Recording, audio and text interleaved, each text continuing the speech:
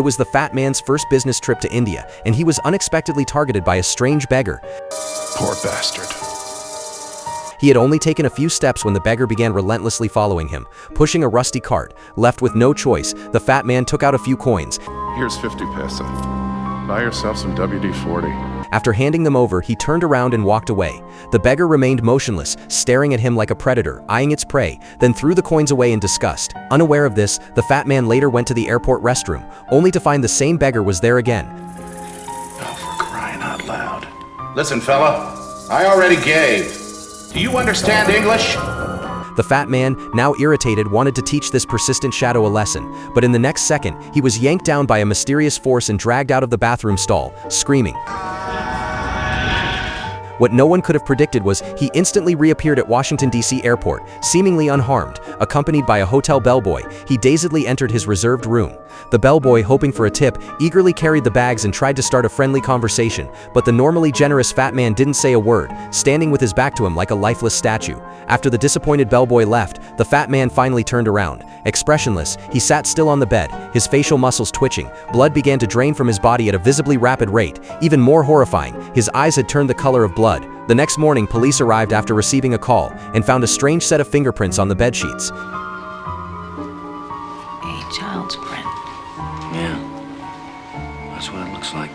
Yet, judging by the manner of death, the killer couldn't possibly be a child. Forensic specialist Dana conducted an autopsy and concluded that the time of death was between 24 and 36 hours earlier, meaning the man had already died before leaving India. A dead man had somehow flown from India to the US, hailed a taxi, and checked into a downtown hotel. This was far beyond logical explanation. Dana and her partner immediately contacted the Indian consulate and discovered that 3 weeks ago, another American businessman had died in an Indian hotel under eerily similar circumstances. Reviewing that man's autopsy report, Dana found his weight listed as 238 pounds, but his passport stated he only weighed 205 pounds, a 33-pound difference that couldn't be ignored. Dana suddenly had a chilling theory. What if the killer was a child-sized stowaway who could enter and exit the victims' bodies at will? That would explain the small fingerprints at both scenes. If they could weigh the fat man's body, Dana was certain it too would be 33 pounds heavier. Meanwhile, across the city, a blank-faced man arrived at a school, applying for a janitor position. The principal, impressed by his resume, overlooked his strange expression.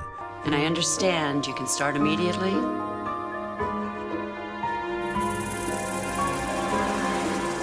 That's wonderful. On his first day at the school, a young boy was knocked down by older students on his way home. Just as bullying was about to begin, the boy's father arrived in time and warned them off. Neither father nor son noticed that the janitor, the disguised Indian beggar, was watching them like a predator. That night, as the boy Jack was getting ready for bed, he suddenly saw a bizarre legless beggar in his room. Dad! What is it? There's a man in here! What? Just a few seconds later, the beggar vanished. His father thought it was just a nightmare and calmed him down before going to the living room to watch TV. But little did he know, the beggar was silently staring at him from behind. Hearing his father's screams, Jack rushed out of his room in panic. Dad? Dad? Cautiously approaching, he found his father lying there, bloodshot eyes already dead. By morning, Dana and her team arrived at the scene. From Jack, they learned that the killer was a short, legless beggar who crawled using only his hands. All clues pointed to this beggar being the murderer, and likely the same one who killed the fat man. But one thing puzzled Dana. Unlike the other two victims, Jack's father didn't bleed out, only his eyes were bloodshot. Then she froze, suddenly struck by a terrifying thought. Unless that's just the first stage. Without hesitation, Dana rushed back to the morgue, only to find that Jack's father's abdomen was swollen, as if pregnant. Something was clearly hidden inside. Dana immediately changed into protective gear, preparing for an unauthorized autopsy.